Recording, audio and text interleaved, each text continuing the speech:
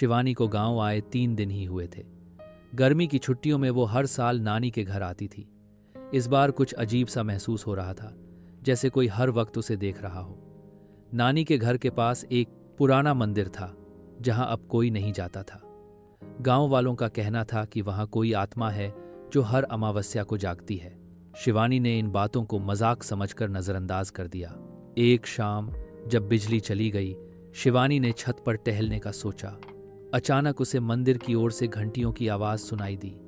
वो हैरान हो गई, क्योंकि मंदिर तो बंद था। जिज्ञासावश वो टॉर्च लेकर बाहर निकल पड़ी। रास्ता सुनसान था।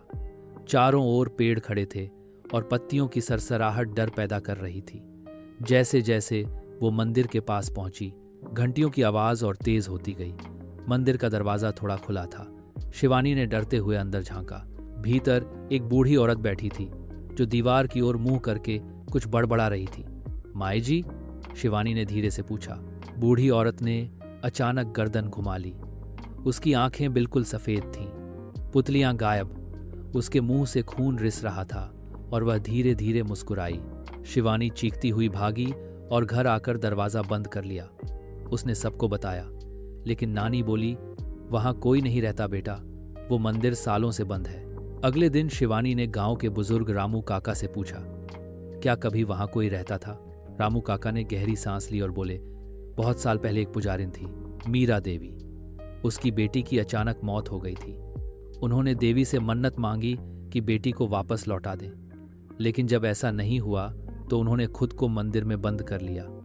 फिर कभी बाहर नहीं आई। एक दिन लोग जब मंदिर पहुंचे तो वो मरी पड़ी थी, आंखें खुली हुईं और हाथ जोड़कर प्रार्थना की मुद्रा में। उसके बाद मंदिर बंद कर दिया गया, लेकिन कहते हैं कि हर अमावस्या की रात वो अधूरी प्रार्थना पूरी करने लौटती है। शिवानी का दिल धड़कने लगा। उस रात नींद नहीं आई। खिड़की से बाहर देखा तो वही बूढ़ी औरत खड़ी थी मंदिर वाली, और धीरे धीरे मुस्कुरा रही थी। अगले दिन पूरे गांव में अजीब घटनाएं शुरू हो गईं। बच्चों को नींद में चलने की बीमारी, जानवरों का अचानक मर जाना और लोगों का मंदिर की ओर खिंचे चले जाना।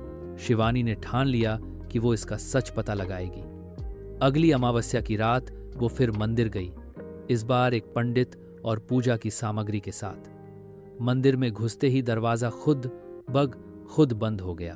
बूढ़ी औरत प्रकट हुई, लेकिन इस बार वो चिल्ला रही थी, मुझे अधूरी प्रार्थना पूरी करनी है।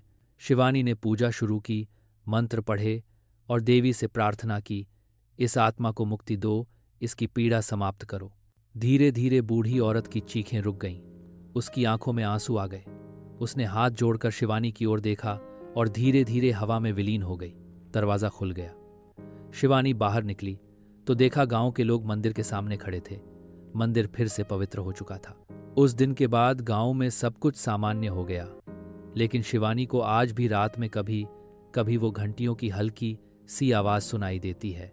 शायद अधूरी प्रार्थना कभी पूरी नहीं होती।